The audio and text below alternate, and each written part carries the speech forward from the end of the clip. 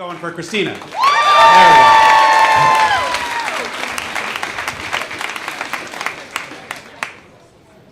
go. So as you can tell, I have a unique relationship with my last name, which is Igaraividez, spelled I-G-A-R-A-I-V-I-D-E-Z. And of course, I got made fun of growing up with names like Igara blah blah blah, or Iggy, or my personal favorite, I got diabetes. Which was actually not funny at all because diabetes is a very serious issue in the Latino community. My last name is my father's, and in our household, my father was not a subject that was brought up. All I knew from my mother was that they divorced when I was 2, that he was on drugs, and that he did prison time on more than one occasion. And that was enough for me. I never wanted to ask anything else. My curiosity instead turned towards my last name. I mean, if I couldn't know anything about my father, I became obsessed with finding out the origin and history of my last name. I always wondered that why in a sea of Garcias and Lopez's and more Lopez's was my last name so different. And every time I set out to find out more about it, I'd always learn something new. My mom's Spanish doctor said it was from the Basque country of Spain. My colleague said that it was from a very angry people in Spain, which would have made a lot of sense since I've been asked if I've been to anger management before. Don't be fooled by this.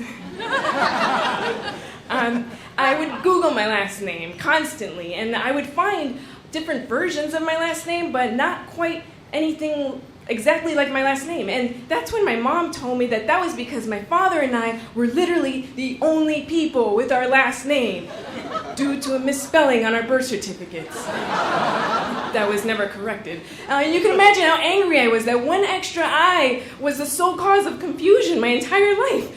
And at the same time, I was like, well, that's kind of cool.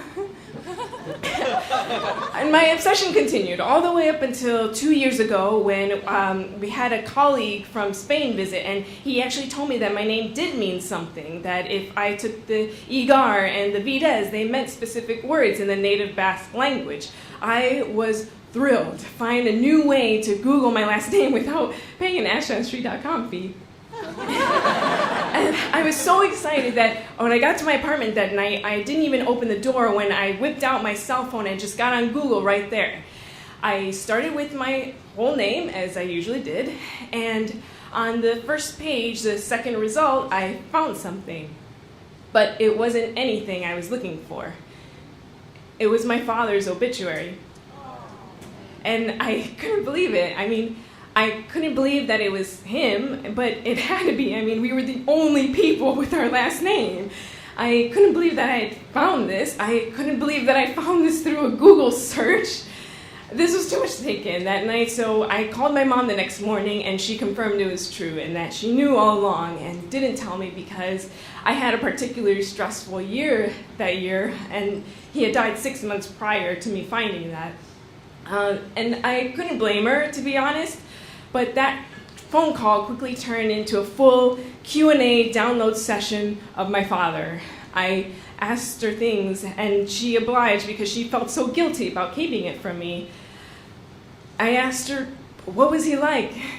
How did you meet? And was I predisposed to any health issues?